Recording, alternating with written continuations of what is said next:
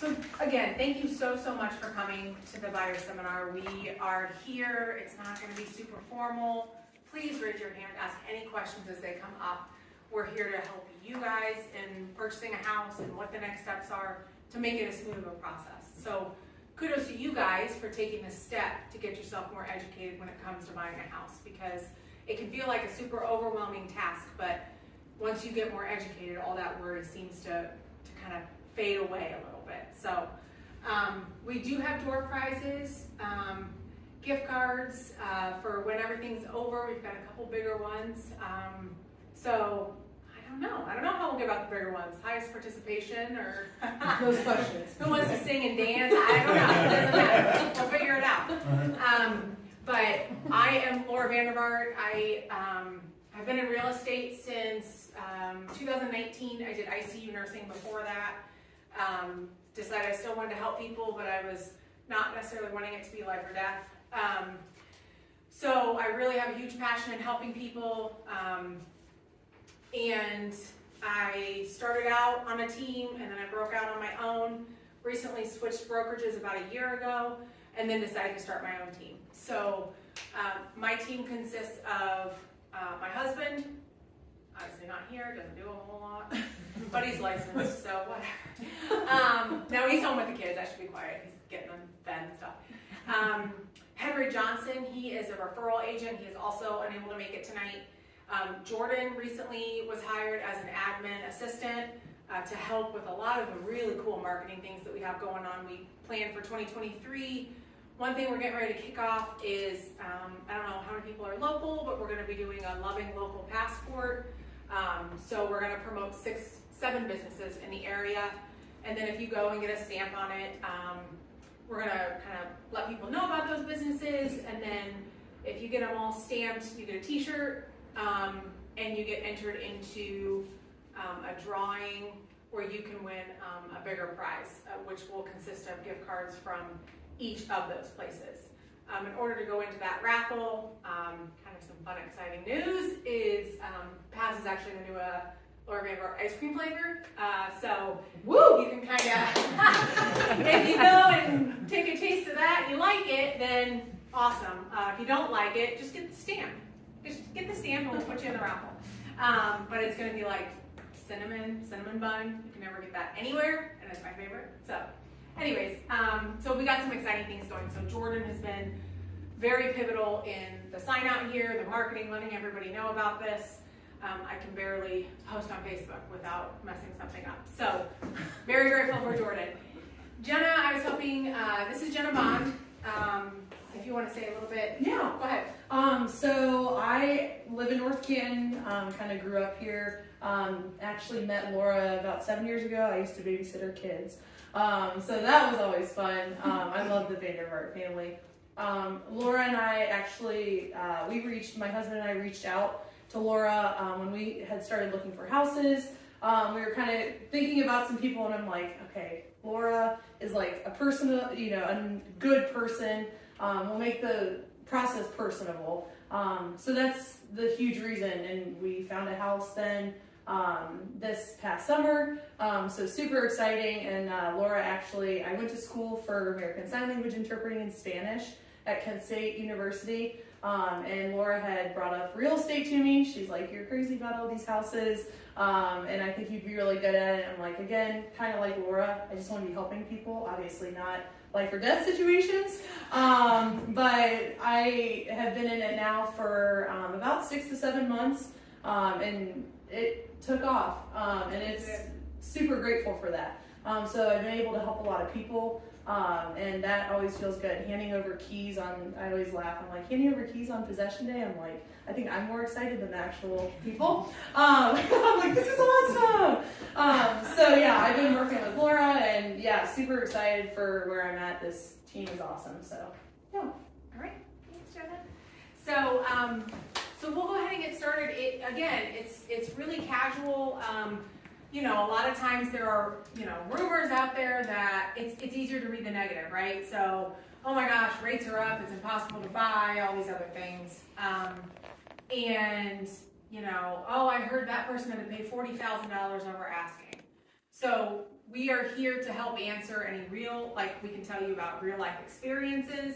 Yes, I have written offers that are crazy over asking, but I've also written offers that are contingent and crazy under asking, and those have been accepted. So it's all about, honestly, having the agent that's going to help you navigate through these things, and also just listening to the facts. It's very easy to get caught up in all the things you read and get super nervous about it. And obviously, a healthy dose of nerves is going to happen. But, you know, I always think of like when, so I did neonatal ICU nursing. So when parents would come in, or we were in a laboring room with a baby coming, we would say, you know, it's okay that you're scared. It's good that I'm not, because I'm not scared. I'm not scared to help you find a house. I can guarantee that I have dealt with worse or more challenging, and we still got the job done. So no deal is the same. There's always some hurdles, sometimes there's not, and we just need to make sure that we can get through those together. And like I said, I'd say 90% of the time we're able to jump that hurdle, and if we're not, I'm still right there with you if we have to go find a different house. So when we thought of buying a house, we thought of, okay, so where are the questions gonna be? Yes, sitting here and casually being able to ask a realtor or realtors about buying a house, yes, we're here for that. Any questions you may have. What else goes into buying a house? A home inspection. Sometimes it feels like you're not able to get them because it's such an urgency to buy it. So I've asked Sean to come here and talk about home inspections. He's gonna discuss, you know, some major red flags that you may see, some other things that are just part of being a homeowner, and talk to you a little bit about what to expect for prices. So typically when you go to offer on a house and you're gonna ask for inspections, those are buyer's expense. So rarely does the seller offer to pay for inspections.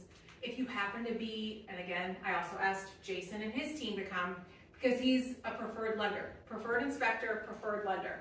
So I am a firm believer in small team loyalty, and it helps the smoothness go.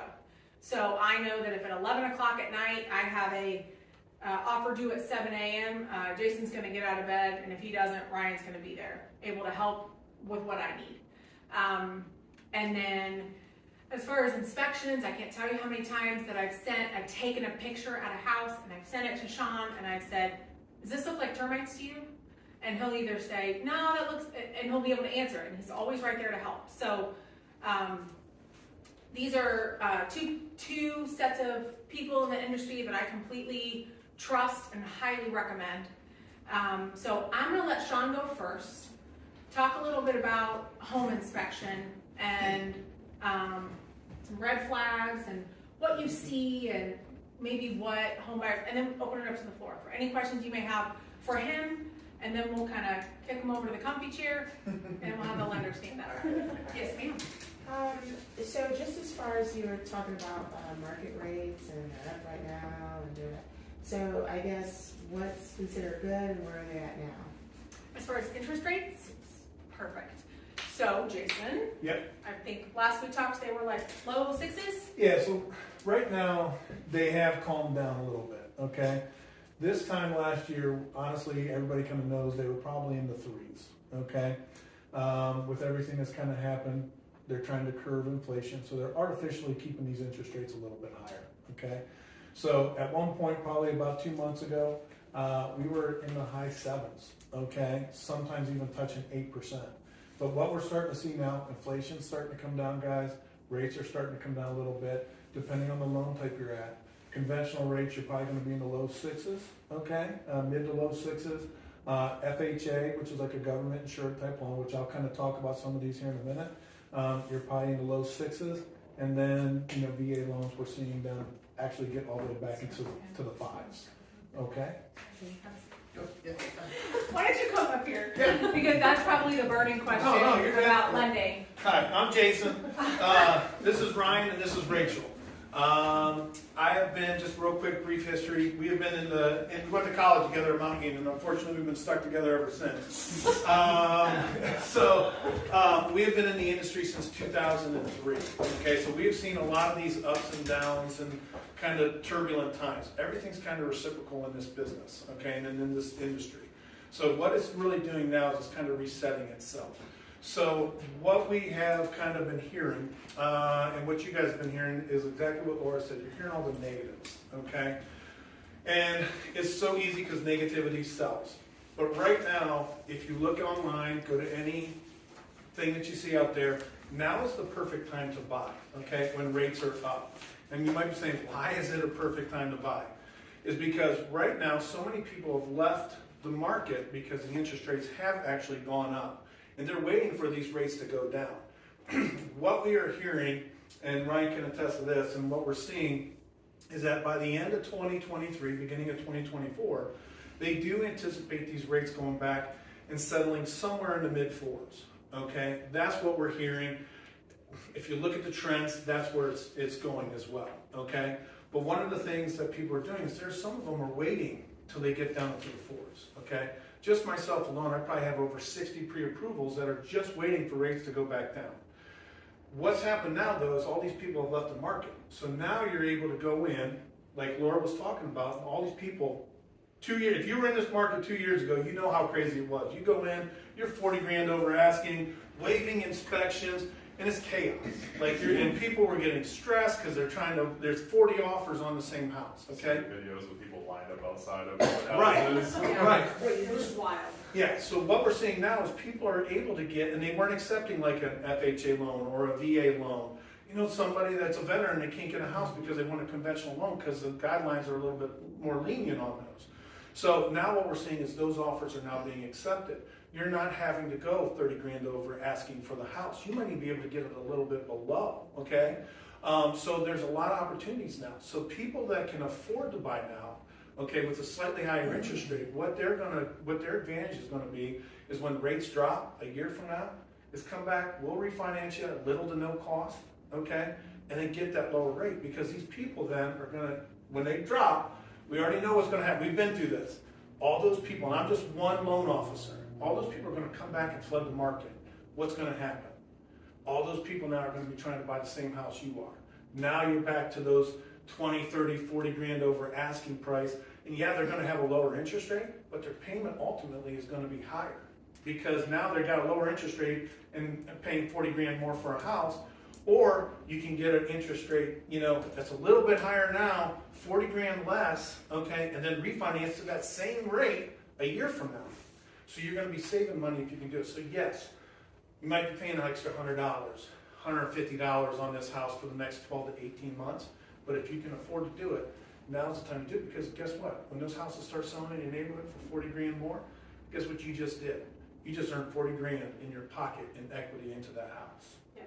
Okay. I spoke to that. I was going to say that because buying now, then when the interest rates drop and the market gets crazy again, you have instant equity in the house that you bought. Mm-hmm. One of the things we always talk about too is where would you rather, in what position would you rather be with a little bit higher interest rate and not owe more on your house than what it might be worth because you pay, in these competitive markets, you pay 20, 30, 40,000 over. You can always go back to your lender and say, oh, rates are lower now, I'd like to refinance. You can't go to your lender and say, can you knock like 40 grand off the principal of my mortgage? Like, you can't do that, but you can always refinance the rate. Yeah. Can you do me a favor? Can you break it down? Because you're mentioning conventional FHA, VA. Can you kind of explain those and, you know, approximate credit score, that kind of thing? Yeah, so conventional loans, guys, those are what a lot of your sellers prefer, okay? And the main reason being is long ago, FHA kind of got a bad rap, but I'll kind of get into that in a minute. But in conventional, typically they want like a 700 score or higher. Doesn't mean necessarily if you're below a 700, we can't get you into that. But they really knock your rates, because it's almost like a price adjustment, what they say. So what that means is it's just kind of like an add-on to like your cars when you get your car. So if your credit score isn't as high, they view you as a slightly higher risk loan. Okay, so your rate goes up a little bit, okay? So that's what happens with the conventional. So 700 conventional, you can get into a house with, if you're a first-time home buyer, with as little as 3% down, okay? If you're not a first-time home buyer, you can get into a house with 5% down. So if this is like your second home or something like that, you can get into a house with 5% down, okay? Those usually come with, you know, a little bit higher interest rate, but the difference is, with an FHA loan, that's a government insured loan, okay? So what that means is you can have a little bit lower of a credit score, anywhere from a 580 up to 700. We've had 700s take FHA, but those ones require, will allow you to have what they call a higher debt ratio, okay?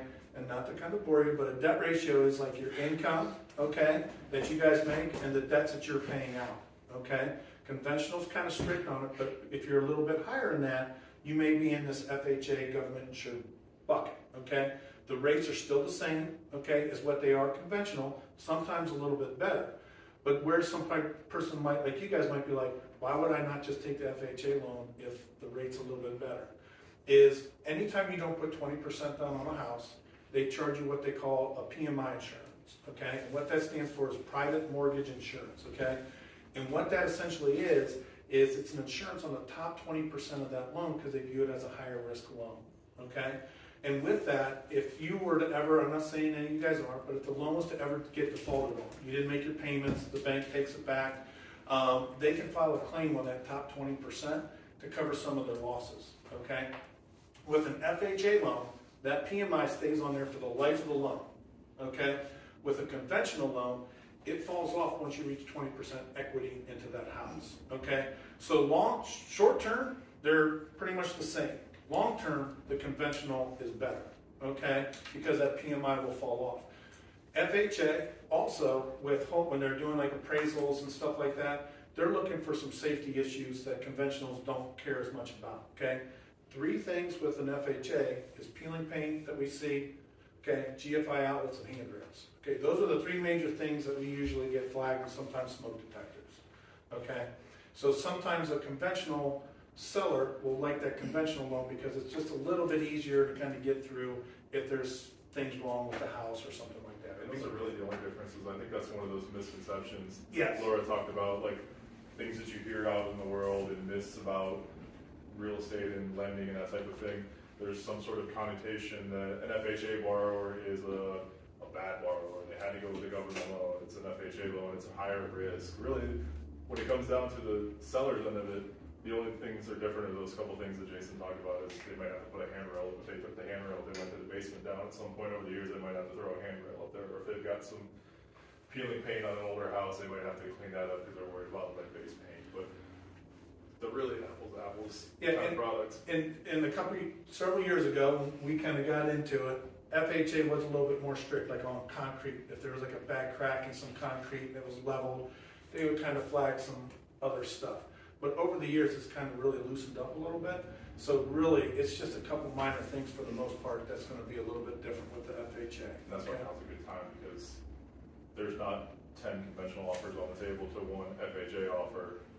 So if somebody had to offer FHA now for whatever reason, whether it be credit or ratios or anything like that, your offer is going to be more competitive now than it would have been a year ago or could potentially be at the end of this year when the rates do come back down.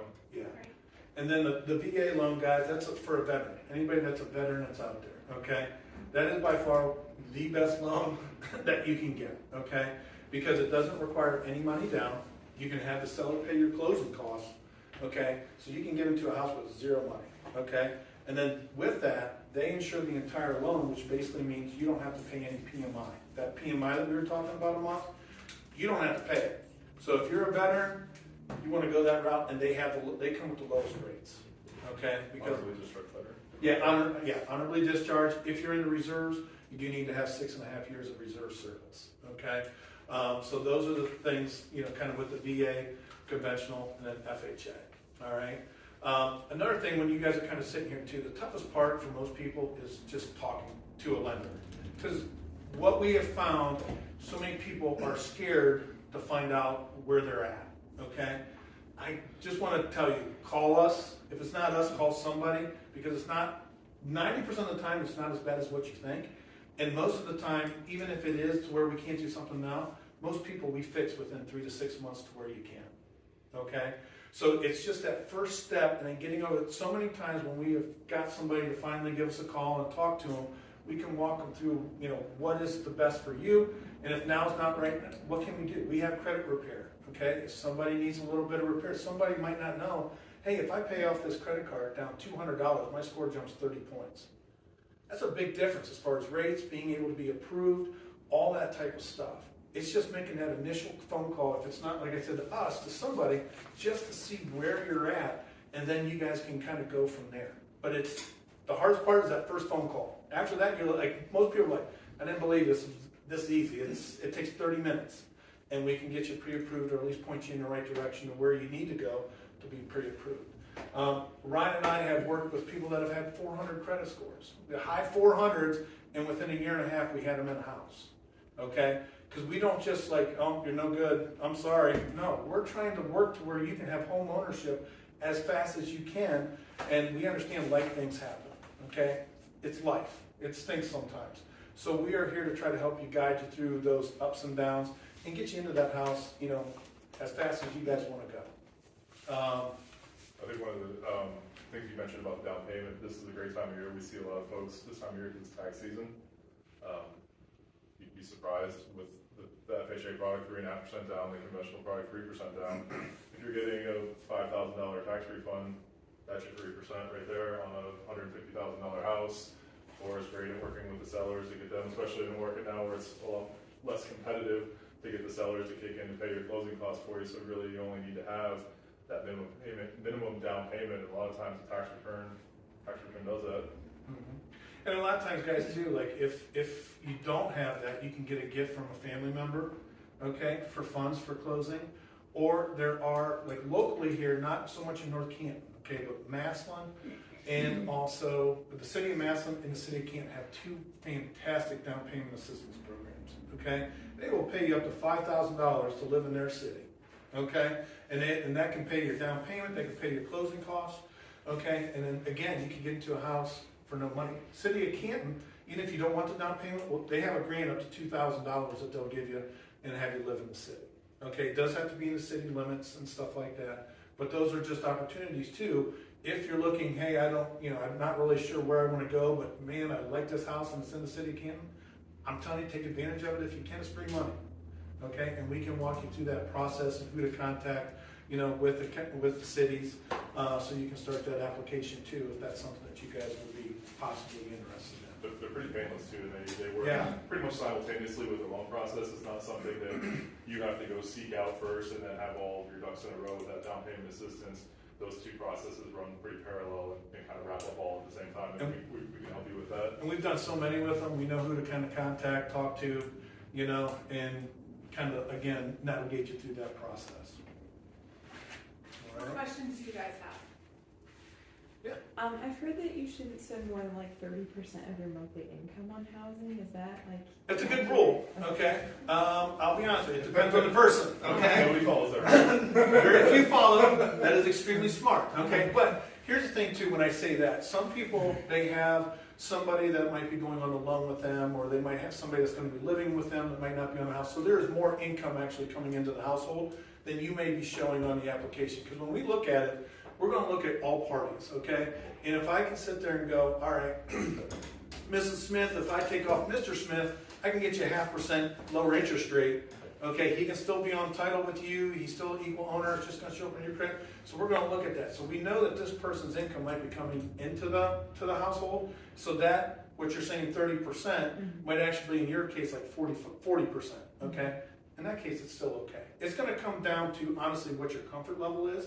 Ideally, perfect world, 30%. But we've had people where we've had to call and get their insurance lower because that's where they want to go. Okay, where you're saying is ideal. Okay, but the different products have different thresholds of where you're allowed to be, and usually those are right around 45 to 50. Okay. So in a lot of cases, people will ask, "Hey, just out of curiosity, what's the most I can qualify for?" We tell them, they're like, "Whoa, I would never buy a house." Yeah, and that's one of the reasons I appreciate these guys so much, is because the question they ask you is, what do you want your monthly payment to be? Because sure, you could qualify for 5 times what you want to spend based on your monthly payment. So based on monthly payment, they also look at the property taxes, and then they'll tell you, okay, if you're looking in, you know, Massillon, this is where you want to be. If you're looking at Jackson, this is where you want to be. And then, like I said, they're so available that if I'm showing a house, I can send a text, and they'll be like, okay, this is what the monthly payment will be. because when you guys are making these decisions, we understand. We've been doing it so long. My wife's used to it. His wife's used to it. You know, it's you're making these decisions in the evenings or on the weekends, okay? And so that's why we try to be available all the time. Now, not all the time can I call you back right away on the weekend or something like that, but you'll get a call back usually within an hour or so, okay?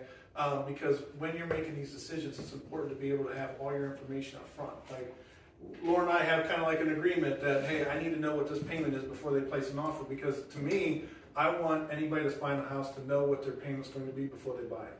Because the real estate taxes in North Canton are going to be a little bit different than, you know, what they might be out in Uniontown or where they might be in Hartville. And so we want to make sure you guys know exactly within $15, $20 of where that payment's going to be, and make sure you guys are comfortable with it, because these taxes might be $100 more than those taxes, and all of a sudden you buy a house and you're like, oh, my payment's $100 more than what I thought it was going to be.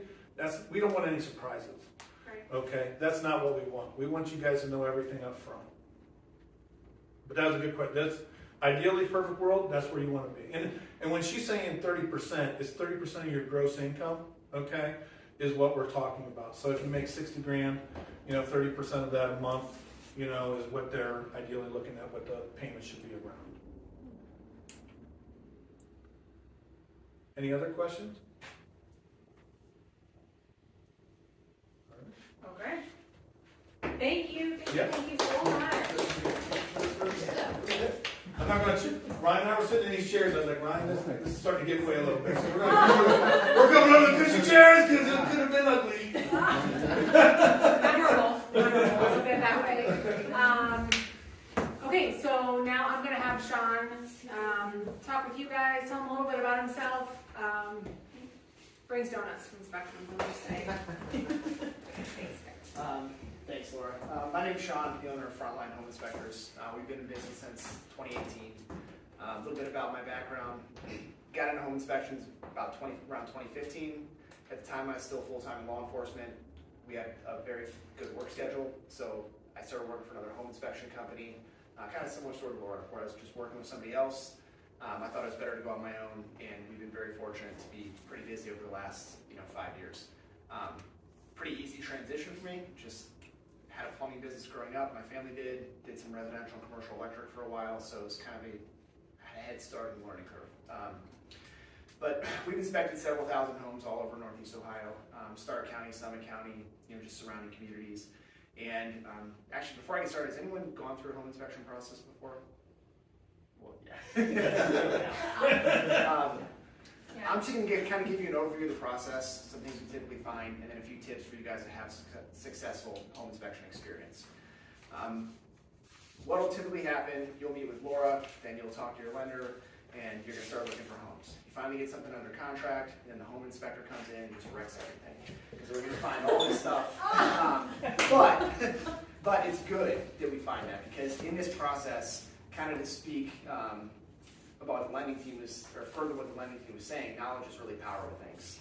So if you know where you're standing with lending, if you know where you stand with the home and what you're getting into, it can really empower you to make a good decision, especially if you're working with an educated, experienced agent. So we're going to go to the house, we're going to inspect all the major components of the home, we're going to do everything we can to give you as much information as possible. In this community, Stark County, it's a mix of older and newer homes, so there are things that we're going to typically expect to find, whether it's a new home or an older home. But generally speaking, a lot of the stuff in this area is pretty predictable, and 9 times out of 10, it's something that we can negotiate through, or your agent can negotiate through. Even if it's something like a foundation that needs repaired, or the roof is bad. These are all things that we've come across, that Laura's come across, and those are all things that can be managed. It's pretty rare that we find something where it's just catastrophic and it's not a good idea to proceed going forward with the home. So the process, you'll book with us, we'll set the date and time, we'll arrive, we'll usually get there about 30 minutes early to just get a head start on the outside, and we're going to work our way from the top down. Start at the outside of the roof, the exterior, ground level, foundation, all that, and then do the same thing from the inside. Start at the attic, second floor if there is one, work our way down to the basement. It's a very exhaustive report. It includes everything. The lifespan of the HVAC system, roof, hot water heater. We check all the major appliances. We want to make sure everything is in good working order. If we know something is, the you're using, say, FHA or VA, we'll certainly bring those things to your attention, things that we typically see appraisers have issue with. And that way it's going to allow you to review everything and kind of talk it over with your family, figure out what you're comfortable with going forward. We often get asked, well, you know, Sean, what would you do? Would you buy this house? It's very difficult for me to answer that because I inspect homes for a living now. So like my tolerance is going to be very different potentially than like what your tolerance is on things. But that's where the explanation and like having the knowledge really comes into play. 9 times out of 10, like I said, something is simple, like say a foundation has moved. Well, it's usually due to the drainage around the house, or the grading isn't proper, or the downspouts are blocked. And an engineer can come in and say, yeah, this wall has moved a little bit, but you know, as long as you've corrected these minor items, you're not going to have any problems going forward. And that's usually the course like things go after the inspection. So some tips that you can do, like you can kind of follow to have a good home inspection before, just ask questions. Talk to your inspector, whether it's my company or another, and make sure you're comfortable. You know, you want to be able to trust the person who's inspecting the home. How do you gain trust with somebody you don't know? Well, in today's age, everything is available on the internet. You Google the company, check their Facebook, their social media, check the reviews, make sure that they are a reputable company and they're licensed. During the inspection, the biggest thing is just asking questions. Ask as many questions as you want, and like talk to the inspector beforehand, and make sure you get a good feel that you know it's a good fit, that you're going to be able to ask questions and you're comfortable like approaching them with things. Even if it's something as simple as like, you know, you go to the inspection, you ask a question, and you're like, gosh, man, what were they talking about 2 or 3 minutes down the road? You want to have that comfort level with the inspector or with the inspector to be able to contact them later for follow-up. And then after the inspection, the biggest thing is just take your time. You're going to have, what, 72 hours after the inspection to No, actually, when you have the inspection, depending on where you are with your contract, so if you get, the contract states within 7 days of when you go under contract, you need to get your inspection back, and then you have to basically send a repair list to the seller if you want them to do work. Yeah. So if you get that on day 6, well then we gotta move. Yeah. But if you happen to get it on day 2, then we got some time. Yeah. So, yeah. Yeah, so, you know, as I said in the beginning, we come in and it's kind of a joke, you know, we wreck things, but it's just because, we say that because everyone, like, especially over the last couple of years, they find the home, they love it, and then the inspector comes in and points out all these things that are wrong. But 98% of the report is going to be routine maintenance items, the bulk of which you can handle on your own. And so we just tell our clients to just take your time, read through the report, and ask questions. That is the biggest thing. Just ask questions, because if you don't know, that fear of the unknown kind of takes over much more than like what the actual solution is. You know, so Kind of to piggyback off Sean, sorry to interrupt, yeah. Where he was talking about how knowledge is power. So when it comes to home inspections, easily 70 pages long. Mm-hmm. And it doesn't matter if you're a brand new build or a shack that's falling over. So when you get that inspection, you see 70 pages, your initial knee-jerk reaction is, I'm buying an absolute trash house, right? Yeah, it can be overwhelming. But so because you now know that ahead of time, then when you get that, you're not going to have that anxiety, which is why that knowledge is power. So, and the fact that we've experienced these home inspections, I always joke with my clients beforehand that, you know, I've sat down with people and gone page by page with them. I have also looked through it, asked them to look through it, and then we compare our lists, because part of it's being a home ownership, part of it can be on a 5-year plan, and then the other part of it is like, no, this needs to be fixed before I move in. Yep. I'm sorry. One thing that I would say is that as a lender, we don't require a home inspection, but we always recommend it, because so many times, and just like they're saying, is people will get that report, and what I always tell them is, it is going to look like a bomb went off in that house, but you're not buying, in most cases, a brand new home, okay? Because it's not priced as a brand new build, because it would probably be more expensive, right? But even some new construction, we've come back and this report's look bad. What you're basically looking at is the major issues, like I always say, roof, foundation, electrical, you know, and then also, you know, and I'm sure Sean's going to maybe touch on this, is that sewer scope, okay? It's an add-on Okay, but so many, and what I mean by sewer scope, and he'll be able to touch on it, these are $6,000-7,000 repairs of just something going out to the street where they can kind of, and if you don't mind, talk about the sewer scope, that can save you a ton because people just don't know. Yeah, stay in your lane, Fogle. No, that is a good point. I'm in. One of the things I was going to say is like, It did go 45 seconds since he talked. I'm a talker! The seller, they're supposed to give a disclosure, and any major items are supposed to be on there. And so sometimes we'll run into a situation where, say there's a problem in the attic or the sewer line, and the buyer's like, well, what the heck? Why didn't they tell me about this? What else are they hiding? Well, part of the reason why you want to get the inspection is because a lot of the time, I would say the vast majority of the time, the seller didn't even know the problem was there. Like, they're not trying to be deceitful or hide anything. They just haven't looked in their attic in 7 years, so they didn't know that there was mold in there. And with the sewer line, the reason why we recommend the sewer scope, we can run water all day long at the house, but we can't simulate lived-in conditions. And so we're running water at all the fixtures for, say, 20 minutes at a time, but we're not putting waste down the lines, we're not cleaning dishes, we don't have kids throwing things they're not supposed to in the toilet. And so what happens when you're running that clean water down the line, you can have a broken, crushed line 40, 50 feet into the yard, and all the water is going to go through there at the inspection just fine. And the reason being is because, again, it's clean water, and you have all the weight of that water in the line. If you're taking a shower on the second floor, you've got 40 or 50 feet down, and then you've got another 40 or 50, 60 feet to the line. All that water pressure is just pushing everything through. But the first time you flush something you're not supposed to, or a bunch of grease goes down there, you're going to have a backed up line, and then the plumber's going to come out, do their thing, and say, well, this line needs to be replaced. In the worst case scenario,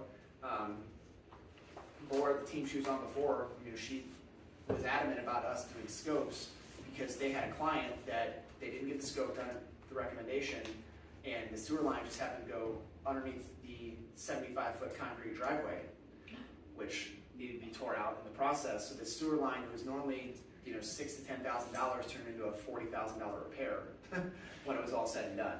So that's why, like, some of these things we recommend.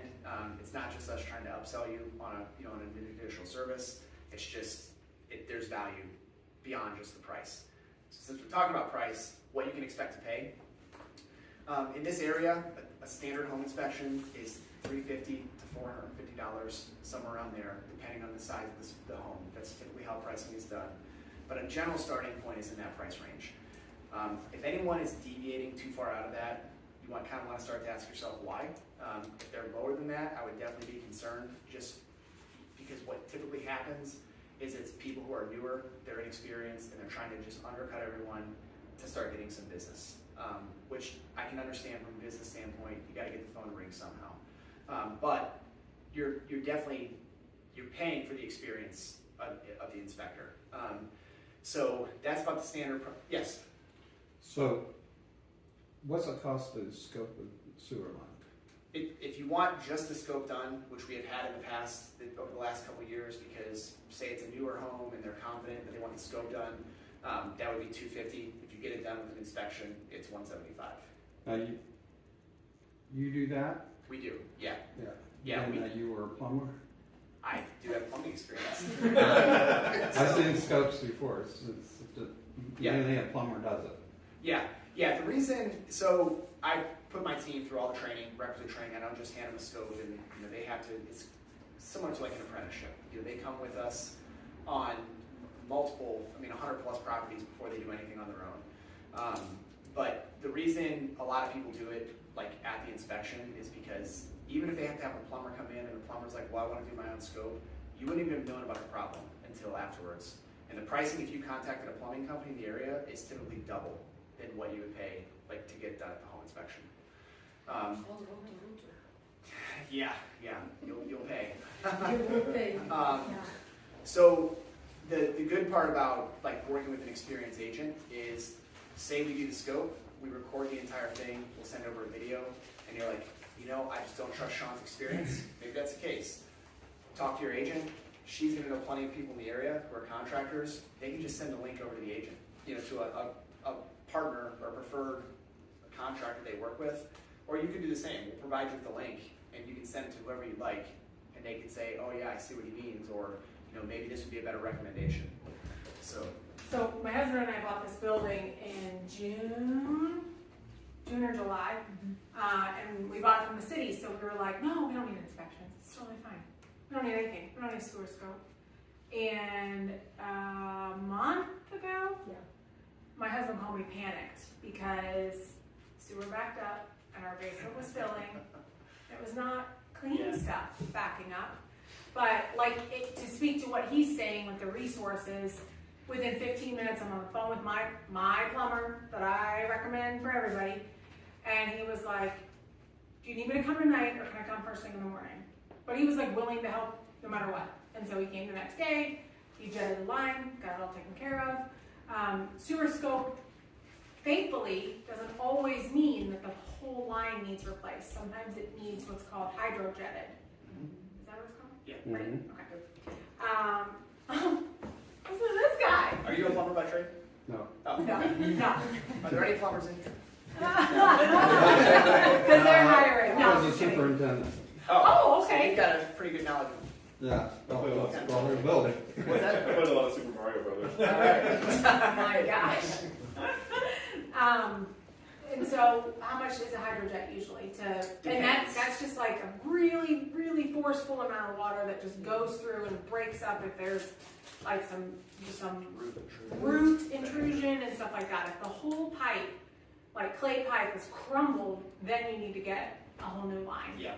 But in the reason he's talking about the newer neighborhoods is because, I don't know like what percentage, but trees end up causing some of this damage to the sewer lines, or older homes that had the clay as the main line, where now it's Mostly PVC. mostly Yeah. PVC material, and so, The newer homes, you run into the risk of just a soil compaction. If it's not properly done at the time of the build, then that line can start to compress, and you'll have a belly in the line where you're not getting adequate flow. But to touch on what you said, you are correct. Like home inspections, it's a generalist. Like we're not an expert in any one field.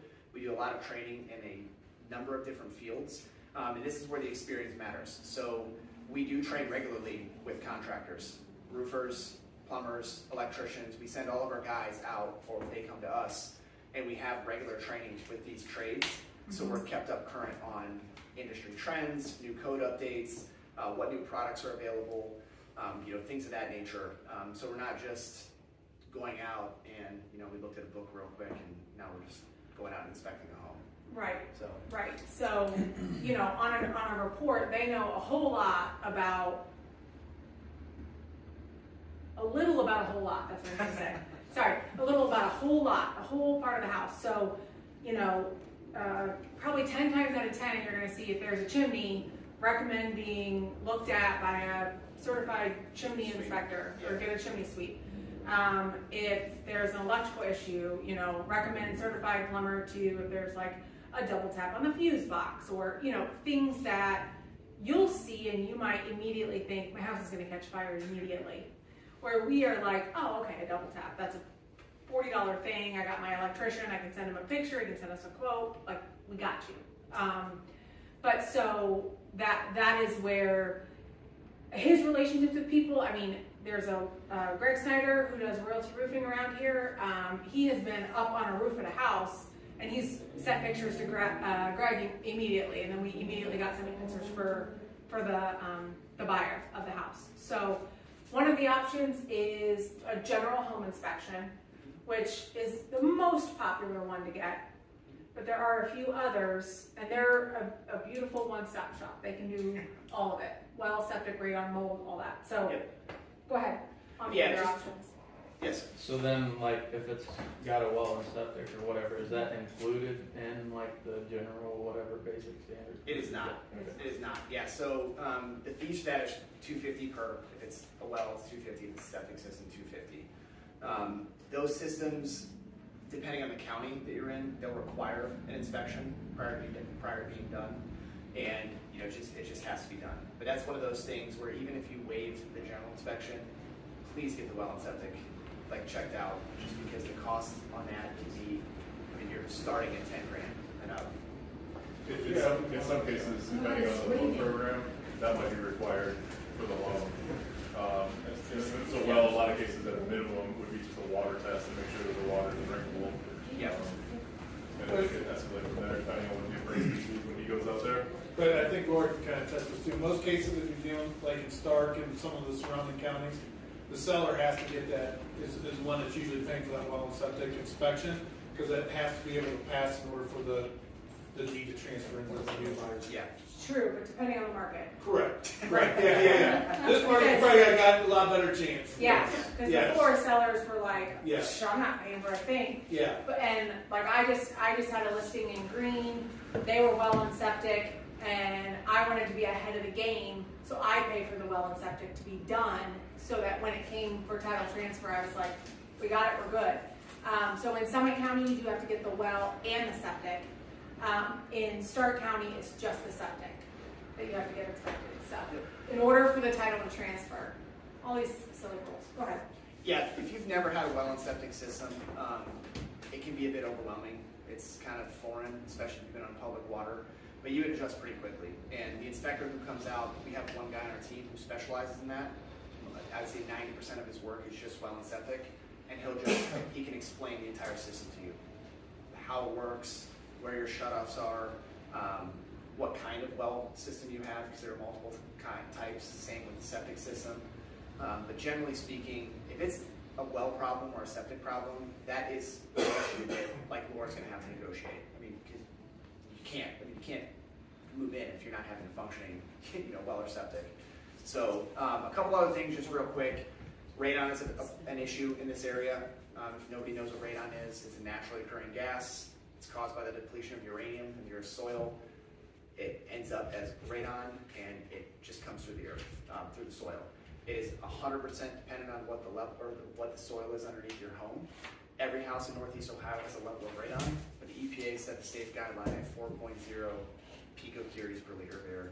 If you really want to know what the measurement is, but anything 4.0 and above generally is recommended. The EPA recommends getting mitigation. I've seen it as high as the 70s, and a mitigation system usually costs about $1,200. It's gone up a little bit with COVID, post-COVID, just like everything else in the world, but it will get those levels down to a safe number.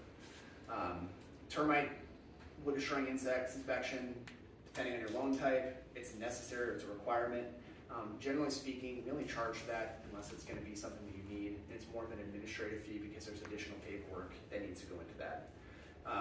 Mold, same thing. We look for signs and indicators of mold throughout the home. The only time we ever recommend any like air quality sampling is if you have a known problem. Like if you have a family member who maybe has asthma, or you have a known sensitivity to mold, we can test the air quality in the home, and we do that by taking air samples outside. Mold is just like radon, it's naturally occurring, it's everywhere. We take a sample outside to see what the control is, which is naturally occurring in the area, and then we'll take samples throughout the home to see if there's anything elevated. So, any questions about anything? What's the say what's the elevation that would make it bad in the home? It depends on the mold product or what type of mold it is. Because when you send it out to the lab, it will. So the process. Say we did the inspection on Monday morning, we'll get everything in the mail that day. It'll get overnighted to the lab. We'll get the results back usually within 48 hours. The lab report will give a full breakdown. So depending on the type of mold, some elevation in the home isn't cause for concern just because it's below a threshold. So it's without seeing like a report. To give you an example, it's difficult to say because they're going to search for like 12 different types. It's upstairs. Oh. Yeah. Yeah. It's upstairs. So to touch on him, kind of what he's saying, is the door locked in case it is us? Okay, cool.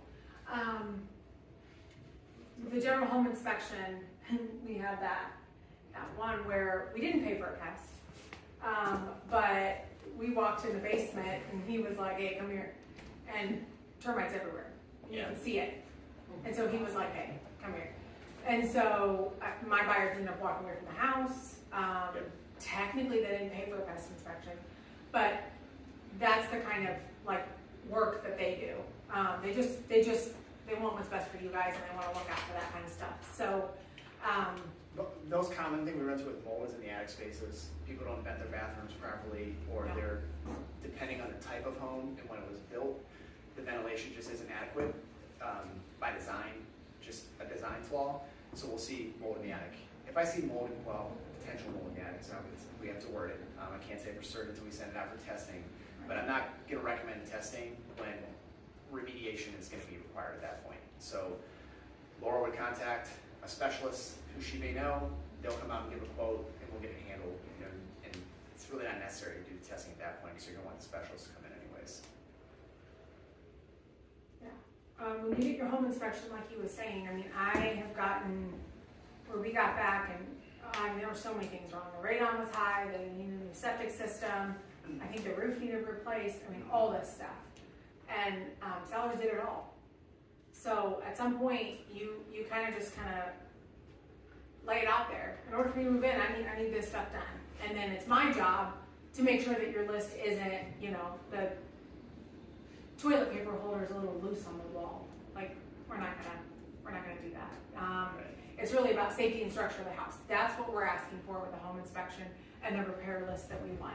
We're not gonna reinvent the wheel. We're not gonna, do that kind of thing. So. As Laura mentioned, we do bring donuts. Yes, as a cop. Being in law enforcement for 15 years, we make sure all our clients get donuts. So. Yeah.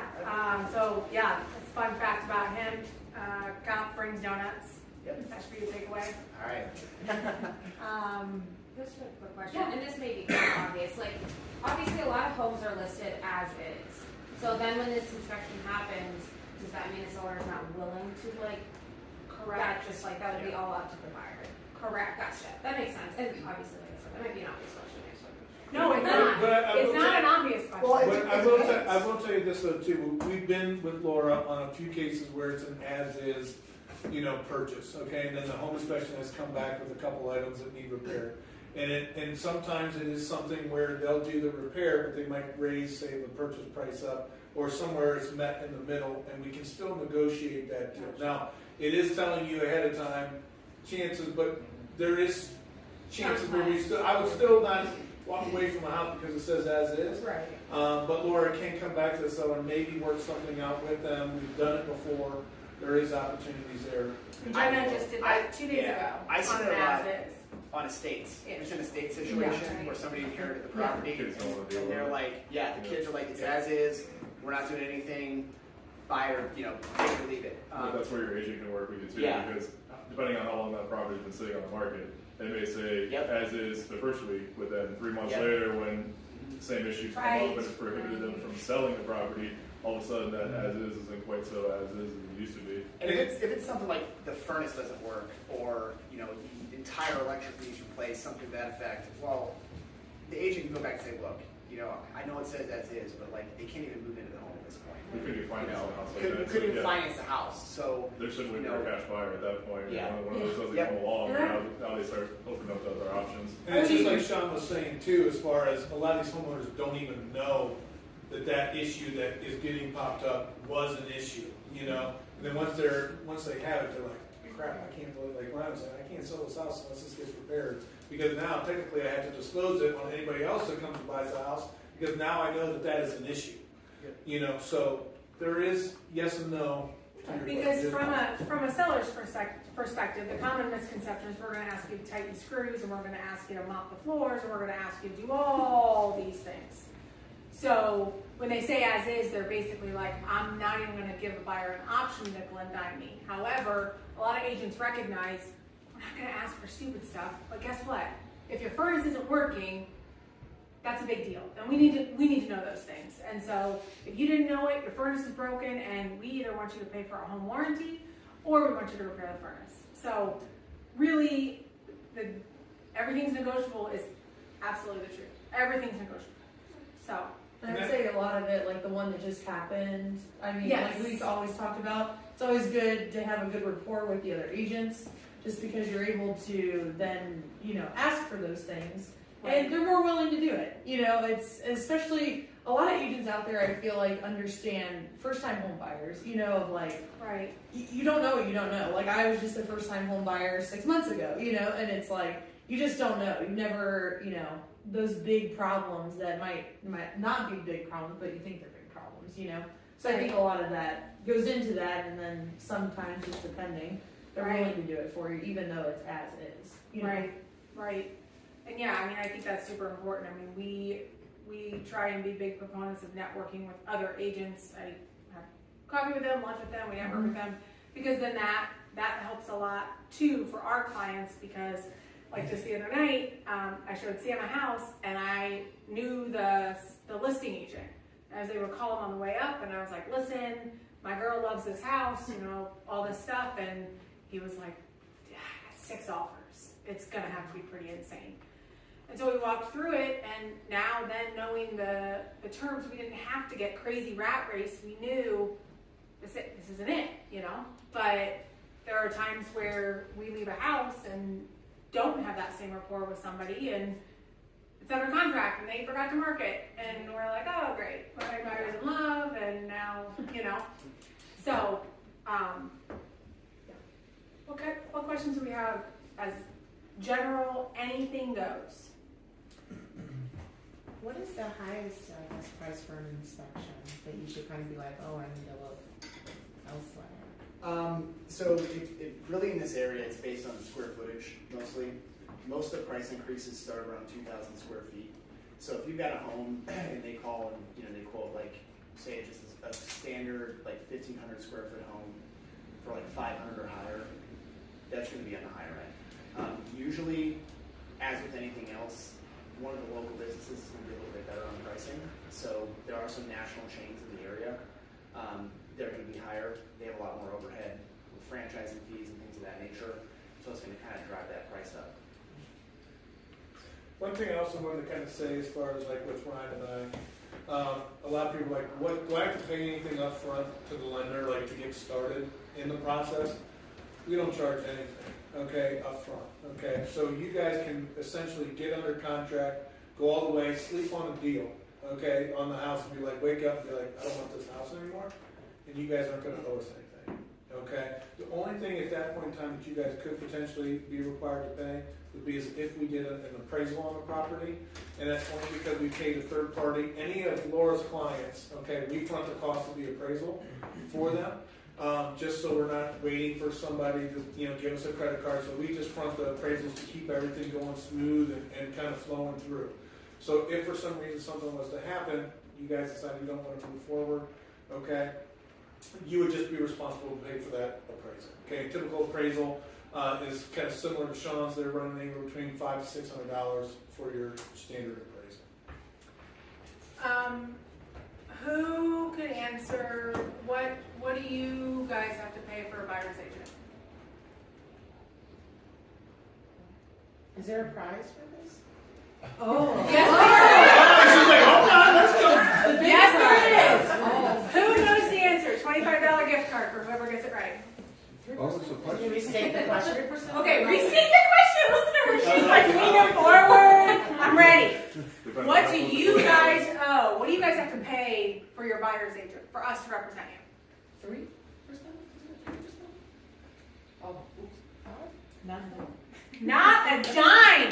Yes. We are completely free. Who can answer? Who pays for us? How do we get paid? Seller. After closing, Seller. the real estate agent that, The what is it, 10%? No. Then a partial of that, who sells it and who's buying it? So. I don't know what it is, I'm just guessing.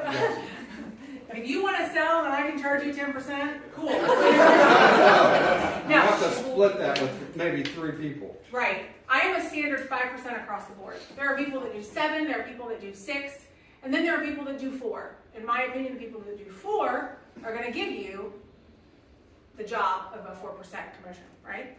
So I do 5 across the board. Usually it's split 50-50. So I'm selling Rachel's house, and I say, okay, just so you know, when it comes to selling, 5% is going to be commission paid. So then Rachel is in charge of when we go to the closing table, hey, this much goes to the buyer's agent and this much comes to me. So the seller pays. So we can help you, trust me. I've helped people for probably 40 showings. And then they're like, oh, I went with a for sale by owner. So you're telling me that the seller pays for the real estate agent? Yes, Gotcha. yes. So it's, So it's that's always not good. half It's on. always good to buy because it doesn't cost you anything. You just know when Not you're a going to thing. sell it. That's when they're going to get you. Yeah, not a thing. Gotcha. So that's a common misconception. So it's Emily, right? Yes. Yes. Now, is it 10% Who also watched my kids. total I did. True. for her? But then whoever listed it gets a percentage too. Is it a total of 10% around that number? No, 5%. So 2.5 and 2.5. A Is realtor could charge up to, what is it, 7, Seven. right? They can charge up to 7, which could be split between the two. But typically for this area, what we see is about 5 to 6%, and then that's negotiated between the two agents Yeah. on who gets what out of that percentage. So that is definitely a common misconception because then you see all these people doing for sale by owners and they're like, I don't want to pay $20,000.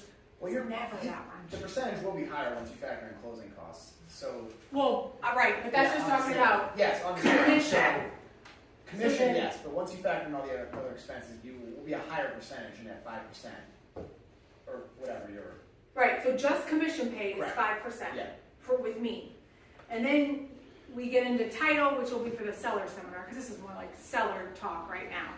But sellers are responsible for half title fees, half conveyance fees, property taxes prorated. Anyways, come back February 15th and you can learn all about it.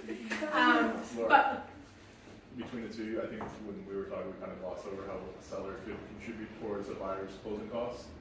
I think yes. we kind of glossed over that, but that's something we're talking Yeah. about. I think we did. So when it comes to buying a house, you need to have a down payment, Which is a 3 or 5%. 3 or 5%. For FHA, automatically 3.5%. If you happen to be a conventional loan, you're 3 or 5%. And if you're in the city of North Canton or city of Canton and the city of Massillon, you might not have to bring a down payment. And then it's approximately $5,000 to $6,000 in closing costs, and that includes title fees, lender fees, and that is title processing, appraisal, First year's insurance. First year's homeowners insurance. First year's is about homeowners $1,200. insurance, property taxes, Yeah. to get Surveys, like there's a lot that kind of goes into those fees. None of that stuff you have to worry about. That's all done behind the scenes, but that's closing costs. So I can't ask for help with down payment, but when we write an offer, we can ask that seller to help us with closing costs. So say a house is worth $100,000, right? And you say, oh, I really want this house, but I only have enough for my down payment. Okay, then we're gonna offer $105,000, and we're gonna ask them to basically give us $5,000 at the closing table.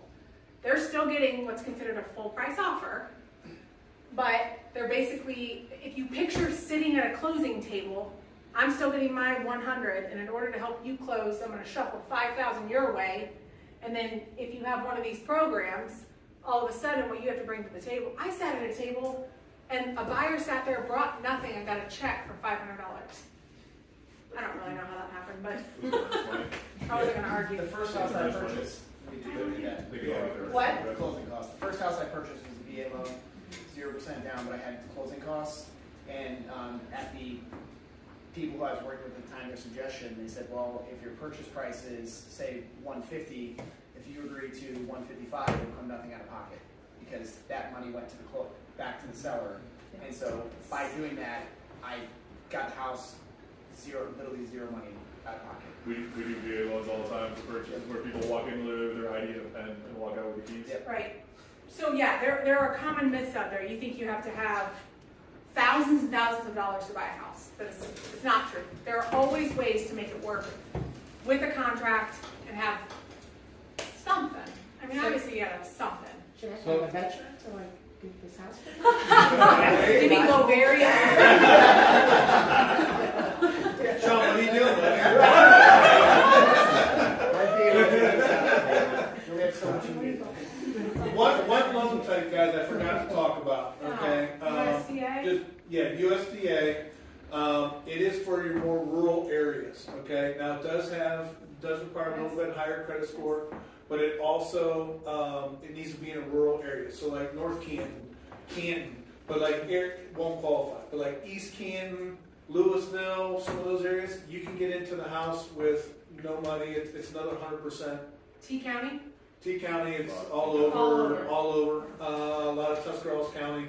Dover, Philly, obviously not, but like some of the surrounding, Bolivar's mostly. The USDA has a tool online. If you just go online and Google USDA property eligibility, it'll probably take you right to it. And you can just type in the address and it'll come up on a map and it'll shade like this area is eligible, this area is not. It's usually just around city limits, like North Canton city limits, but whatever the township is just on the other side would probably be eligible for it. So a lot of times people will look for a property that But they do sort of butts right up to the perimeter. Yeah, they do have like an income kind of threshold, like for like, it goes off of household income even if you're not on the loan. So like typically it's what, I think it's like 80. And bumped it up to like 105 now. Oh yeah, so 105,000, so as long as you're making less than that, you could potentially qualify for this. But it's also not a loan too, where, if the house appraises for more than what you're buying it for, you can use that difference towards your closing costs. Okay, like, yeah, you could roll in your closing costs. It's the only loan out there that will allow that. So this is another loan where you can get it, again, walk into a house with no money out of pocket if you have a seller pay your closing costs. And it is a really good loan to look at if you're looking into rural areas. What are some, give me another myth.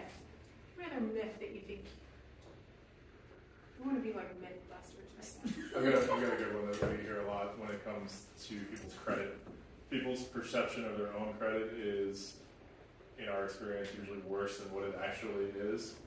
And that's, people just don't, like, we look at credit reports every day, so like I don't expect people to know this, but some people will be like, oh, I have terrible credit.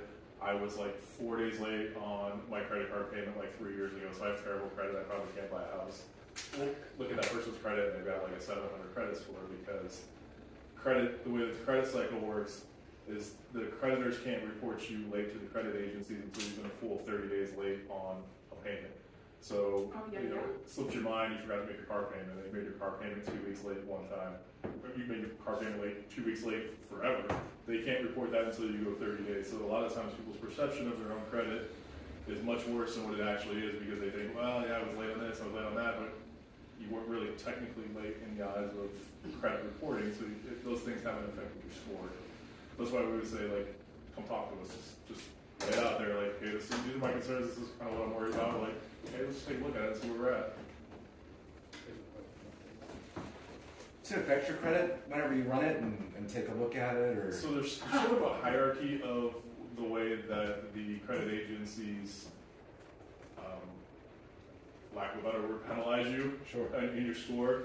So if you went to Macy's and Dillard's and JCPenney and Target and Walmart all in the span of like a week and applied for credit cards all across those places, you would probably take a decent dig on your credit score. If you're applying for a mortgage and you shop around, you apply to a couple different mortgage places within a period of time, they kind of call it a shopping window. Those are the least impactful. So How long is that shopping window? What we've usually heard is around 30 days. Yeah. Okay? And typically, even if we do see like a small drop, like if you've been outside, it may be a point, maybe two. What we get a lot of is people are looking at their Credit Karma scores, okay?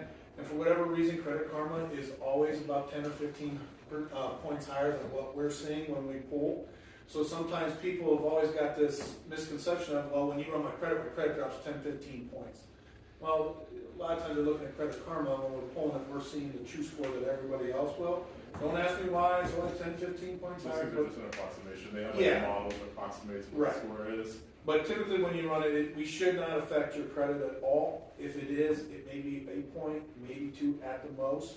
And if you haven't shopped around, like Ryan said, for like a mortgage, 2 or 3 different places, it shouldn't affect your score. It kind of goes mortgage, car, student loan.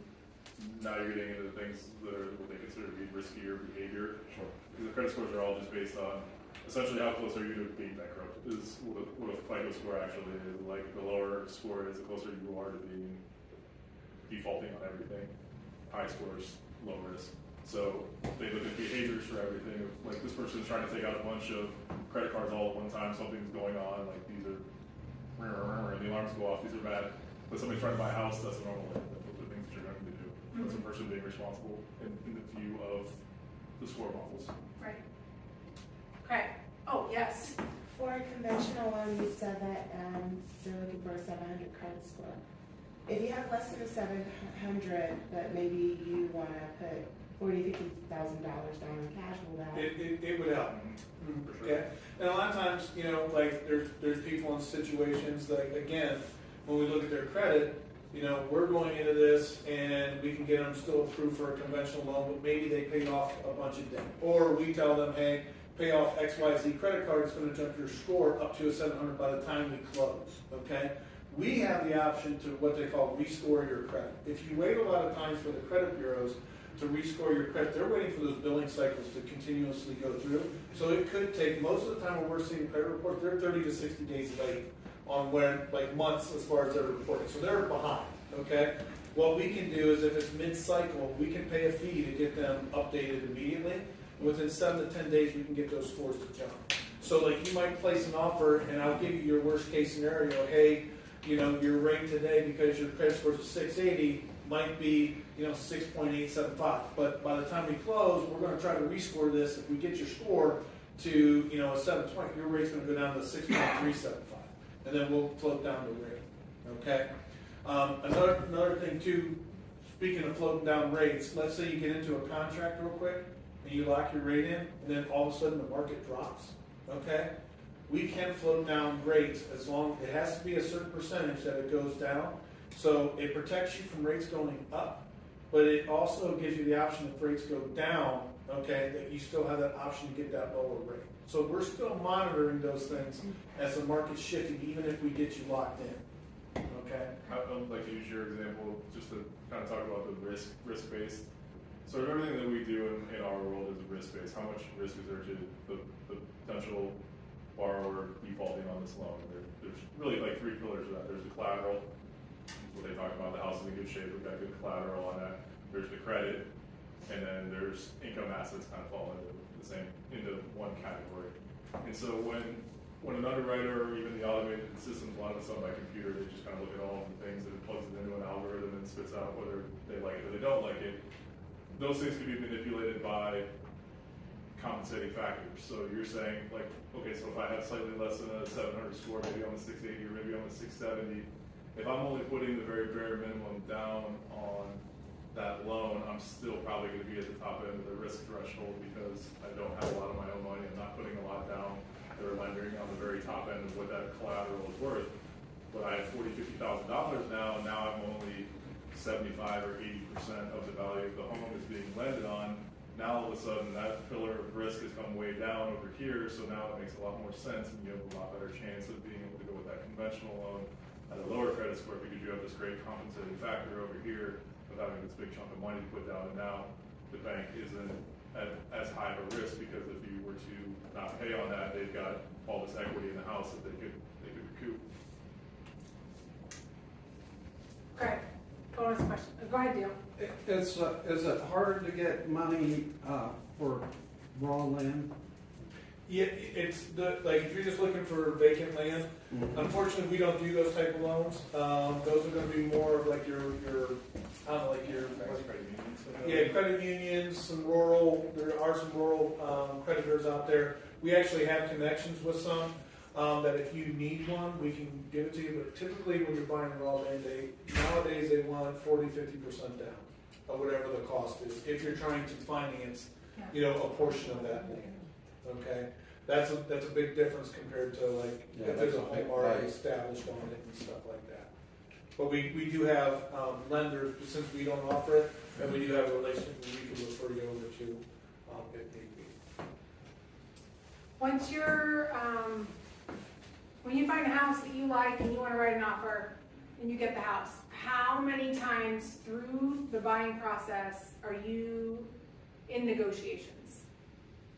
How many times are there negotiations once you're under contract with the house?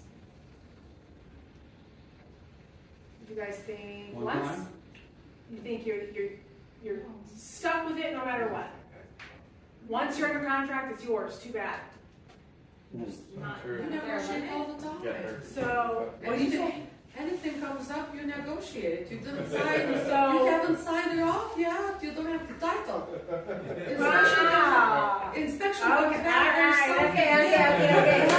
That's not the answer I was looking for, Lena, but you're right. You're right till you sign the paperwork. That toilet paper holder needs You to talked be fix it. So there are three major parts where it comes to negotiating. So we write the offer. Sometimes they take it. Sometimes they're like, we want to change this date, or we want to change this, or we want this much, or whatever. Okay, so one, papers are signed, everything's good, perfect. We are moving forward as it's going. Let's actually back up. Let's talk a little bit about the process. Hey, I think I want to buy a house. Pre-approval. Let's get you pre-approved first. That doesn't mean if you see a house and you really want to go see it, and I say, you're not pre-approved first. That's not something I'm going to do. I'll take you to go see the house. We also want you to recognize that first things first, you do need to get a pre-approval, because we are not allowed to submit an offer without a pre-approval. No good listing agent in the world is going to look at an offer that doesn't have a pre-approval with it. And from the listing standpoint, if I see an offer come over and I have to then go ask for a pre-approval, from a listing agent, that offer is just taken a notch down, because you're not sending me all your paperwork that you need to send me to prove that you can buy the house. So you get pre-approved, you go look, you find a house, you love it. Okay, we're gonna sit and talk to you about what can you do for an offer. We write this offer, negotiations happen, boom. Okay, we're under contract, yay, super exciting. The first week is hectic, okay? So you're getting paperwork from the title company.